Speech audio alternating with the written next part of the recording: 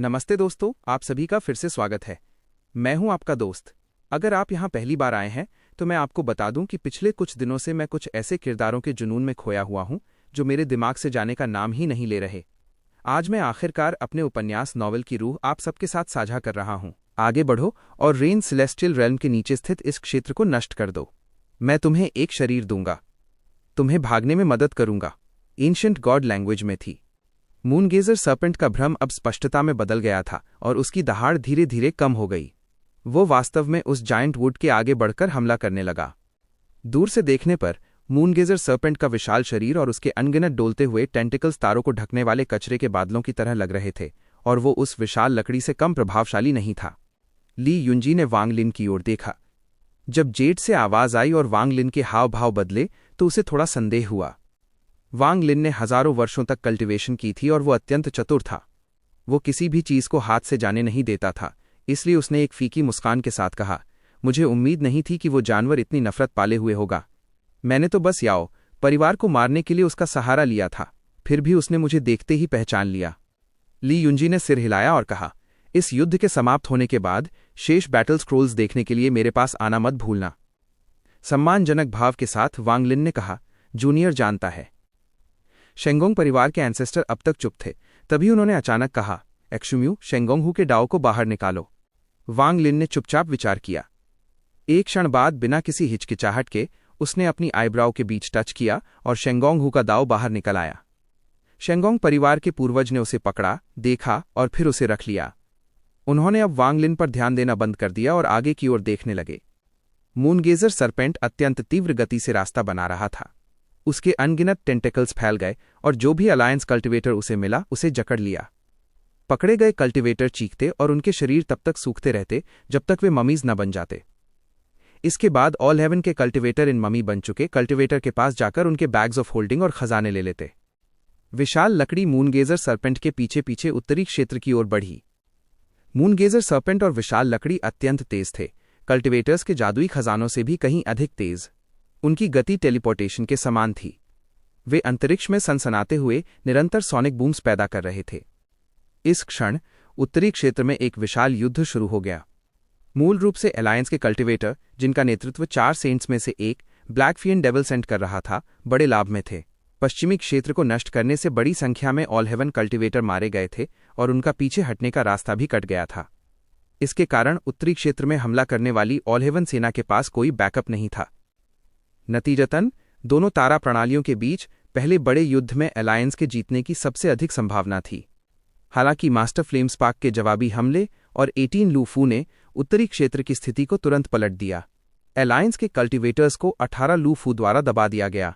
ये सबसे बड़ी समस्या नहीं थी। सबसे बड़ी समस्या ये थी कि ऑल हेवन कृषकों का अलगाव उस विशाल लकड़ी द्वारा तोड़ दिया गया था। अब ऑल हेवन के कृषक अलग थलग नहीं थे। उन्हें केवल तब तक टिके रहना था जब तक कि बैकअप ना आ जाए, फिर ऑल हेवन पक्ष के पास पूर्ण लाभ होता। ब्लैक फियन डेविल सेंट का चेहरा उदास था। वो मास्टर फ्लेमस्पार्क को अपनी मनमानी कैसे करने दे सकता था। हालांकि ब्लड गॉड एक बहुत ही उच्च कल्टिवेशन स्तर वाला व्यक्ति था।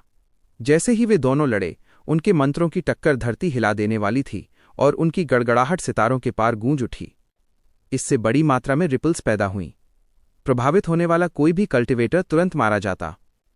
साथी कल्टिवेटर, मेरे खुद का मजाक बनने का इंतजार मत करो, बस हमला करो।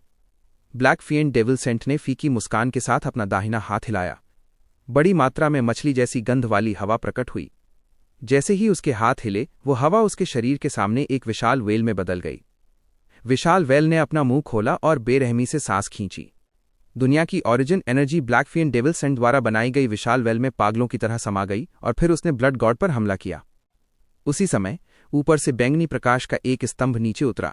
इस स्तंभ का कोई अंत नहीं था और ऐसा लग रहा था कि यह स्पेस से प्रकट हुआ है।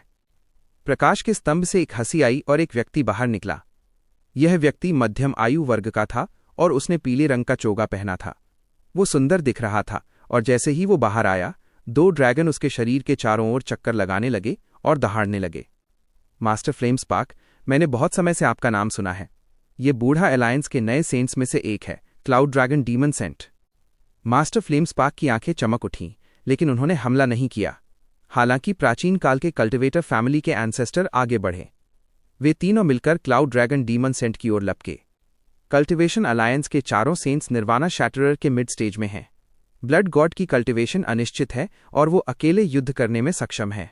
अन्य 3 साथी कल्टिवेटर केवल निर्वाण शैटरर के प्रारंभिक चरण में हैं, इसलिए उन्हें टिके रहने के लिए सेना में शामिल होना होगा। हालांकि ये लोग इस युद्ध के सबसे शक्तिशाली लोग नहीं हैं।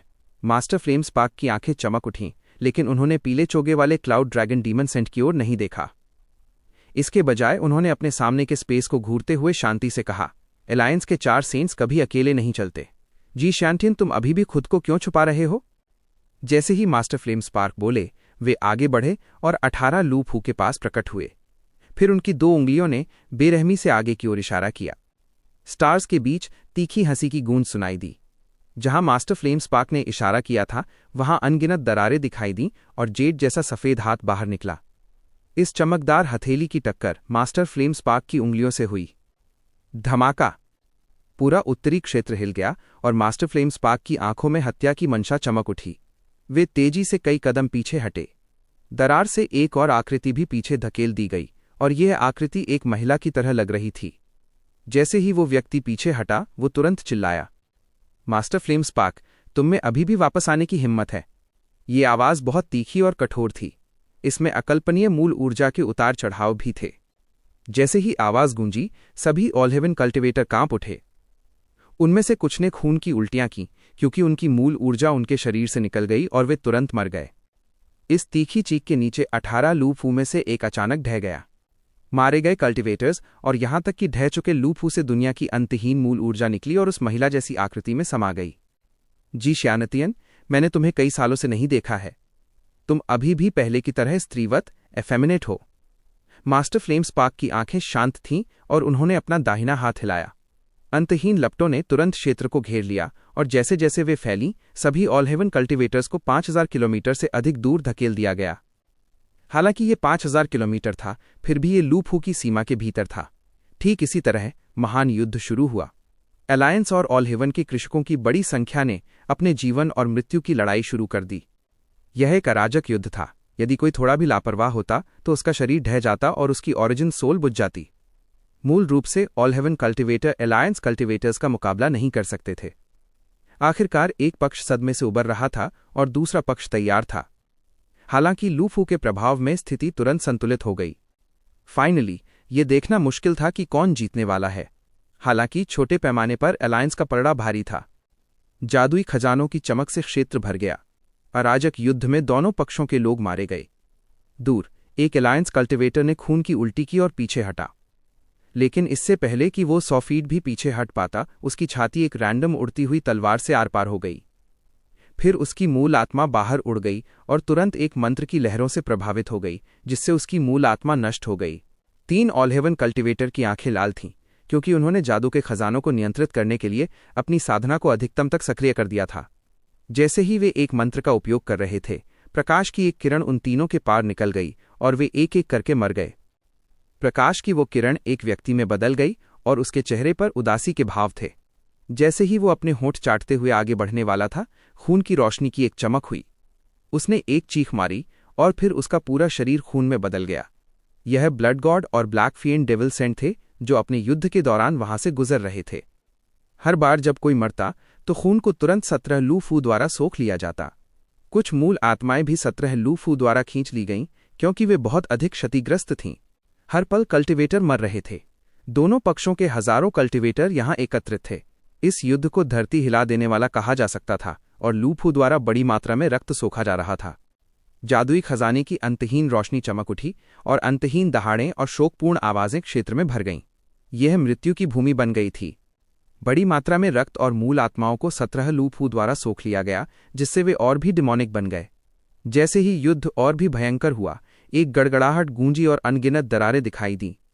यहां तक कि दरारों से आने वाली ठंडी हवा भी इस भीषण युद्ध को शांत नहीं कर सकी। इसके बजाय इसने इस अराजक लड़ाई को और भी तीव्र बना दिया। युद्ध के केंद्र में मास्टर फ्लेम स्पार्क की ज्वाला भयानक थी और दूर से ऐसा लग रहा था कि इसने आधे क्षेत्र को रोशन कर दिया है। उनके सामने जी श्यानतियन ने एक अंतहीन ठंडक दी, जिससे चटकने की आवाजें आ रही थीं। वे तेज नहीं थीं, लेकिन आसपास के युद्ध क्षेत्र में हर कोई उन्हें स्पष्ट रूप से सुन सकता था। इन अंतहीन चटकने वाली आवाजों के साथ अनगिनत ग्लेशियर दिखाई दिए। वे अत्यंत प्रभावशाली थे और सीधे ऊपर की ओर उठे हुए थे। जी, शियानतियन अनगिनत ग्लेशियरों से घिरा हुआ था जो आकाश की ओर नुकीले कांटों की तरह थे और मास्टर फ्लेम्सपार्क का सामना कर रहे थे। मास्टर फ्लेम्सपार्क, हमने तुम्हें 10,000 साल पहले के युद्ध में भागने दिया था। आज झोंग जुआनजी के बिना मैं तुम्हें यहीं और अभी मार डालूंगा। जी, शियानतियन की तीखी आवाज बर्फीली तलवार की तरह थी। ये अंतहीन ठंडक और हत्या की मंशा से भरी थी। ये जी, शियानतियन एक बहुत ही आकर्षक महिला की तरह लग रहा था। हालांकि यदि कोई करीब से देखे तो उसे पता चलेगा कि इस व्यक्ति की छाती सपाट थी और भले ही छोटा हो, उसका कंठ एडम्स एप्पल वहां था। वो स्पष्ट रूप से एक पुरुष था। मास्टर फ्लेम्सपार्क की आंखें शांत थीं क्योंकि उन्होंने अपना दाहिना हाथ उठाया और शून्य की ओर हाथ बढ़ाया। दुनिया की मूल ऊर्जा पागलों की तरह इकट्ठा हुई और उनके हाथ में सफेद आग का एक गोला बन गया। उन्होंने जी शियानतियन की ओर देखा और धीरे से कहा, जब मैं गया था तो मैंने कहा था कि अगर कोई ऐसा दिन आया जब मैं वापस आया तो मैं कल्टिवेशन अलायंस को विलुप्त कर दूंगा। अगर मेरे मरने के बाद खून से आसमान भर जाए तो किसे परवाह है। इस समय पश्चिमी क्षेत्र में मूनगेजर सर्पेंट आगे और विशाल लकड़ी उसके पीछे वे उत्तरी क्षेत्र के करीब पहुंच रहे थे। विशाल लकड़ी पर वांगलिन ने आगे देखा। वांगलिन की आंखों में अनिश्चितता की चमक थी, खासकर जब उसने मूनगेजर सर्पेंट को देखा। एंशंट गॉड चाइल्ड, वांगलिन की आंखों में ठंडी रोशनी की एक लगभग अदृश्य चमक कौन थी। क्या आप चाहते हैं कि मैं इस कहानी का अगला भाग दोस्तों, मिलते हैं इसके अगले पार्ट में। अभी के लिए बाय।